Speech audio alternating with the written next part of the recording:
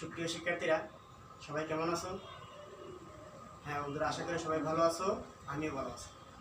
তো এই করোনাকালীন সময় আমাদের বিদ্যালয় বন্ধ, আমরা বাড়িতে থেকেই পড়াশোনা করতেছি।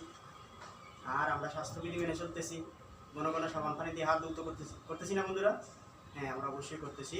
আমরা বাড়িতে থেকে পড়াশোনা করতেছি, স্বাস্থ্যবিধি মেনে চলতেছি। তাহলে বন্ধুরা, আমরা গত পাঠে কি নিয়ে আলোচনা করেছিলাম আমাকে একটু বলো তো। হ্যাঁ বন্ধুরা, আমরা গত পাঠে আলোচনা করেছিলাম শতকরা পাঠের সরল মুনাফা নিয়ে, ঠিক না বন্ধুরা? হ্যাঁ, সরল মুনাফার একটি পাঠ নিয়ে আলোচনা করেছিলাম।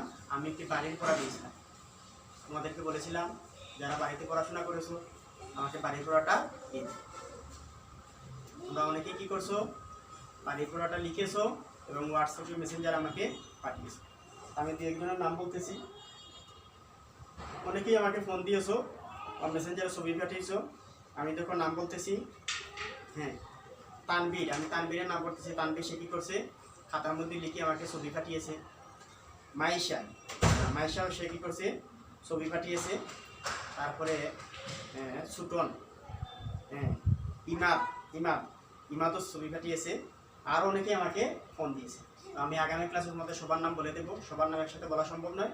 তো যারা আমাকে ছবি পাঠিয়েছো বা যারা বাড়ির পরে শিখেছো সবাইকে অসংখ্য অসংখ্য ধন্যবাদ। তাহলে বন্ধুরা, আজকে কী নিয়ে আলোচনা করবো।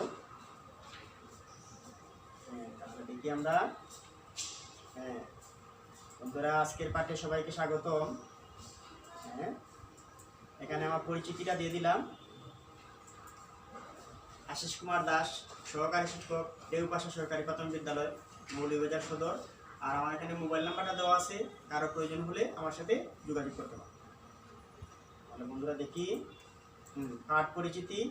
আমরা আজকে পঞ্চম শ্রেণীর গণিত বিষয়ের নবম অধ্যায় শতকরা পাঠের একটি পাঠ নিয়ে আলোচনা করব, শিক্ষণফল।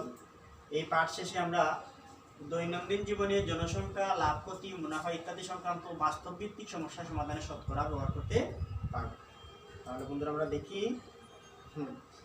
এখন আমি তোমাদেরকে একটি প্রশ্ন করলাম। প্রশ্নটা হলো, আমি ব্যাংকে 100 টাকা জমা রাখলাম, এই টাকাকে কি বলা হয়? আমরা জানি অনেকে কী করি, আমার বাবা মারা কী করেন, ব্যাংকে টাকা জমা রাখেন না? হ্যাঁ, আমিও যদি এরকম 100 টাকা ব্যাংকে জমা রাখি তাহলে এই টাকাকে কী টাকা বলা হবে?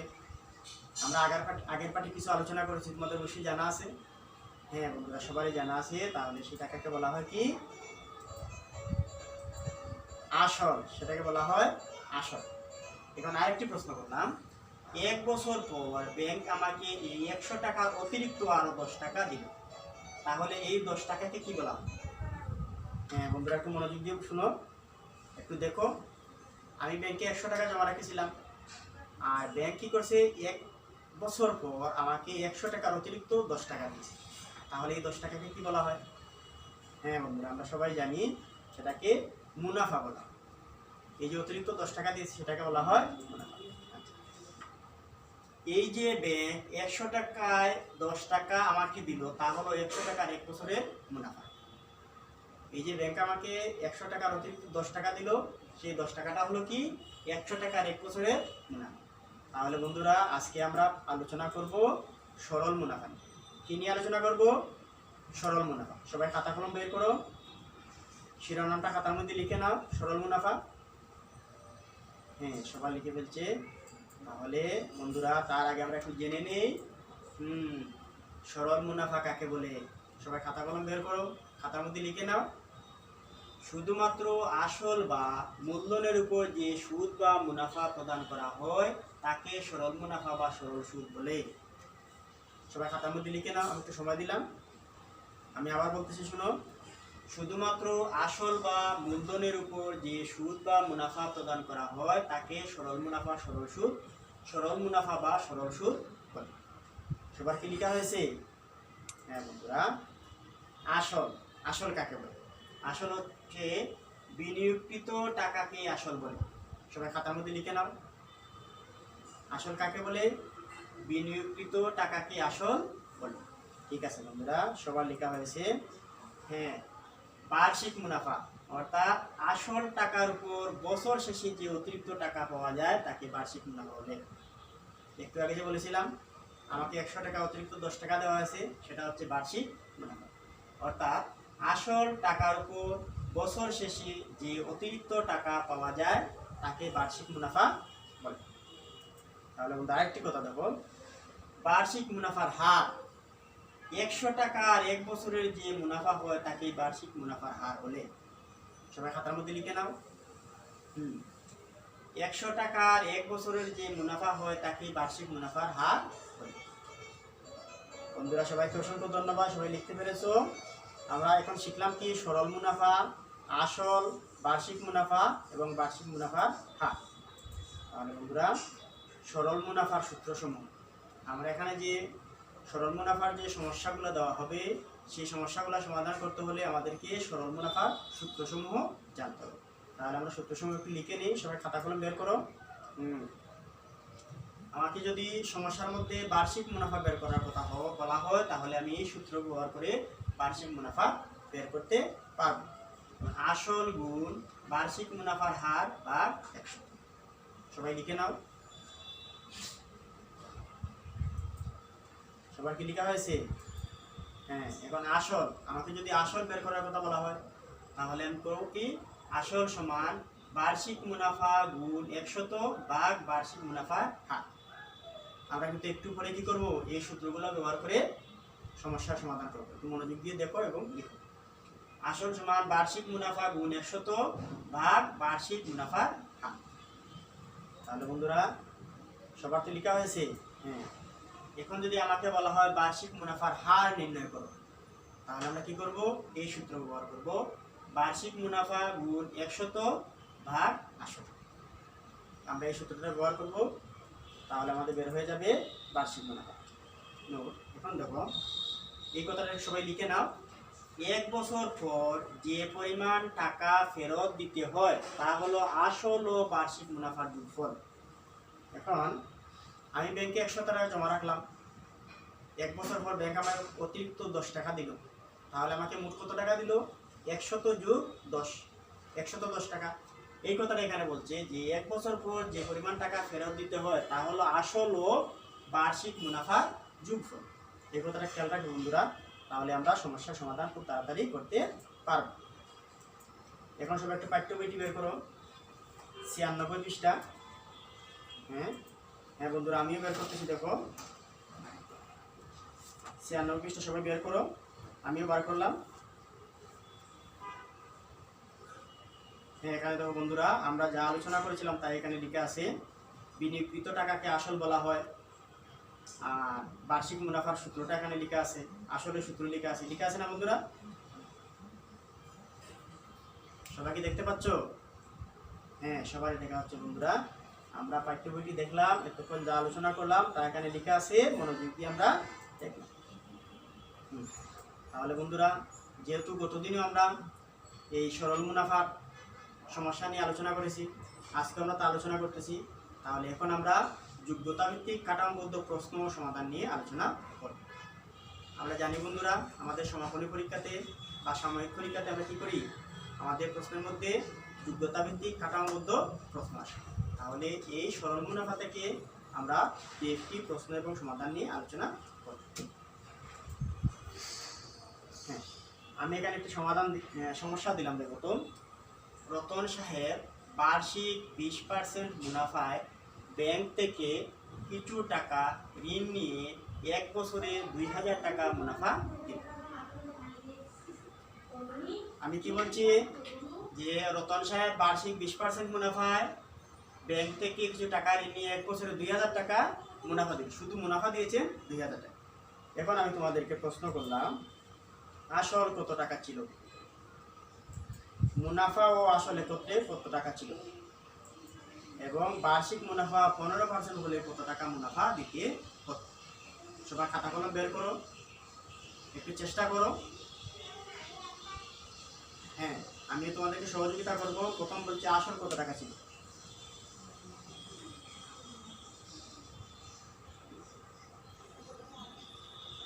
আচ্ছা বন্ধুরা, যাদের হচ্ছে সবাই একটু খেয়াল করো। আমরা প্রথম প্রশ্নটা ছিল কি, আসল কত টাকা ছিল। তাহলে সমাধানটা এভাবে হবে, যারা করেছো তারা একটু মিলিয়ে নাও। 100 টাকার 1 বছরে মুনাফা 20 টাকা। আমরা এই 100 টাকার 1 বছরে মুনাফা 20 টাকা কোথা থেকে পেলাম? এখানে সমস্যার মধ্যে লেখা ছিল যে 20% মুনাফায় টাকা নিয়েছে। 20% মুনাফা মানে কি 100 টাকার মধ্যে 20 টাকা। আমরা লিখলাম কি 100 টাকা 1 বছরের মুনাফা হচ্ছে 20 টাকা। এখন 20 টাকা মুনাফা যদি হয় আসল তখন 100 টাকা। 1 টাকা হলে কম হবে 100 ভাগ 20, আর 2000 টাকা হলে কি হবে, হ্যাঁ 100 গুণ 2000 ভাগ 20। তাহলে আমরা এখানে কিভাবে ভাগ দিলাম দেখো, 20 এবং 2000 এ 20 একে 20 আর 20 100 হচ্ছে 2000। তাহলে 100 গুণ 100 সমান 10,000 টাকা। আসল হলো 10,000 টাকা। অনেকেরই হয়েছে বন্ধুরা, আবার সবাই একটু মিলিয়ে নাও। আসল কত টাকা ছিল? আসল ছিল 10,000 টাকা। 2 নম্বর প্রশ্নটা ছিল মুনাফা ও আসল একত্রে কত ছিল? আমরা সমস্যার মধ্যে পেয়েছিলাম মুনাফা হলো 2000 টাকা এবং ক অঙ্ক থেকে পেয়েছিলাম আসল ছিল 10,000 টাকা। এদিকে আছে ক হতে পারে। আমরা মুনাফা পেয়েছি 2000 আর আসল পেয়েছি 10,000। তাহলে মুনাফা আসলে কত টাকা? তাহলে তো সহজেই আমরা বুঝতে পেরেছি 2000 গুণ 10,000 সমান 12,000 টাকা। সবাই একটু মিলিয়ে না বন্ধুরা। হ্যাঁ সবার কি হচ্ছে? সবারই হচ্ছে বন্ধুরা। 3 নম্বর প্রশ্নটা ছিল বার্ষিক মুনাফা 15% হলে কত টাকা মুনাফা দিতে হতো? সবাই একটু করে নাও। হ্যাঁ সবার কি হচ্ছে? হ্যাঁ বন্ধুরা সবারই হচ্ছে। আমাদের সমস্যাটা ছিল বার্ষিক মুনাফা যদি 15% হয় তাহলে মুনাফা কত দিতে হবে। তাহলে সমস্যাটার সমাধান এভাবে সবাই মিলিয়ে নাও।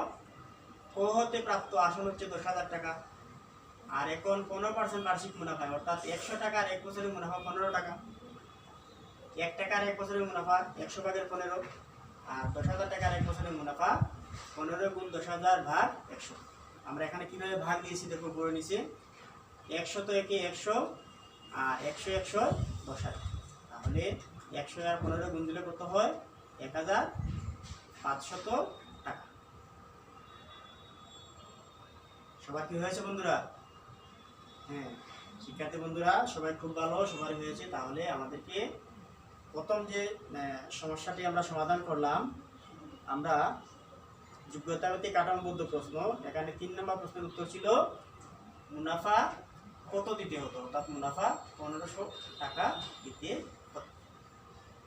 তাহলে বন্ধুরা দেখি পরবর্তীতে। হ্যাঁ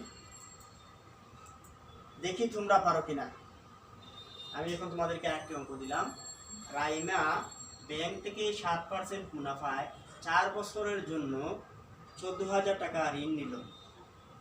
এখন তোমাদেরকে আমি প্রশ্ন করলাম 14,000 টাকার বার্ষিক মুনাফার পরিমাণ কত? 4 বছর পর তাকে মোট কত টাকা পরিশোধ করতে হবে? সবাই খাতা কলম বের করো, একটু মনোযোগ দিয়ে চিন্তা করো। আমরা একটু আগে সূত্রগুলো আলোচনা করেছিলাম, সূত্র প্রয়োগ করে আমরা করতে পারি। আমি তোমাদেরকে সময় দিচ্ছি, একটু করে নাও।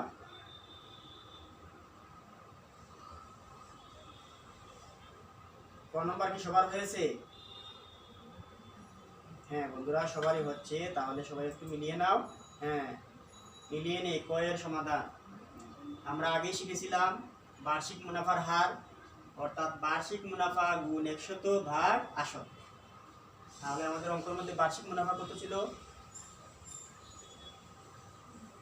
14,000 গুণ 100 ভাগে 7। তাহলে 100 কি 100, আর এটা হচ্ছে 14,000 দিন 14,000। হ্যাঁ ঠিক আছে। তাহলে বন্ধুরা আমাদের উত্তরটা আমার কত হলো? 980 টাকা। 980 টাকা। 7 দিয়ে 7 0 0, 4 7 28 8 8 হচ্ছে 2, 7 থেকে 7 2। বন্ধুরা সবার কি হয়েছে? হ্যাঁ 14,000 টাকার বার্ষিক মুনাফা।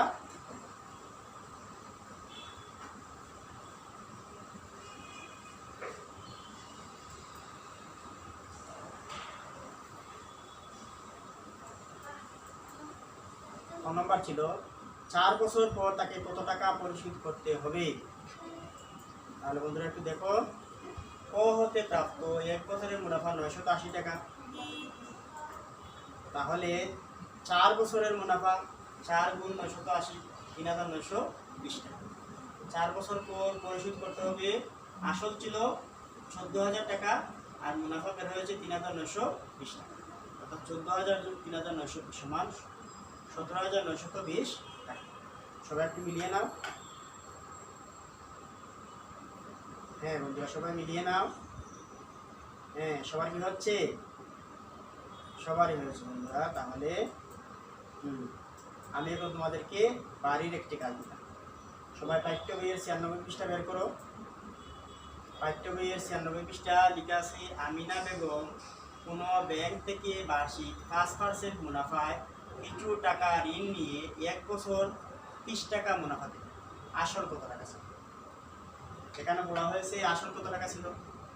আমরা আসলে সূত্র শিখেছিলাম না বন্ধুরা? তাহলে এই সূত্র প্রয়োগ করে আমরা আসল কত টাকা ছিল সবাই পারবে না বন্ধুরা? তাহলে বন্ধুরা, আমরা একটু চিন্তা করি আজকে কি নিয়ে আলোচনা করলাম। হ্যাঁ, আজকে আমরা আলোচনা করলাম সরল মুনাফা নিয়ে। সরল মুনাফার বিভিন্ন সূত্র শিখলাম, সূত্র খাতার মধ্যে লিখলাম। তারপরে যোগ্যতা ভিত্তিক বিভিন্ন প্রশ্ন নিয়ে আলোচনা করেছিলাম বন্ধুরা। হ্যাঁ, আমরা অনেক সমস্যার সমাধান করতে পেরেছি। আর আমি এখন তোমাদেরকে বাড়ির একটি কাজ দিয়েছি। এই বাড়ির কাজটি তোমরা করবে। আর যাদের সাথে আমার যোগাযোগ আছে, যারা সবসময় আমাকে ছবি পাঠাও বা মেসেঞ্জারে কল দাও বা মোবাইলে কল দিয়ে বলো, তোমরা কী করবে, এই কাজটি করে আমাকে মেসেঞ্জারে বা হোয়াটসঅ্যাপে ছবি পাঠিয়ে দেবে। সবাইকে অসংখ্য ধন্যবাদ বন্ধুরা। সবাই ভালো থেকো, সুস্থ থেকো। আবারও দেখা হবে।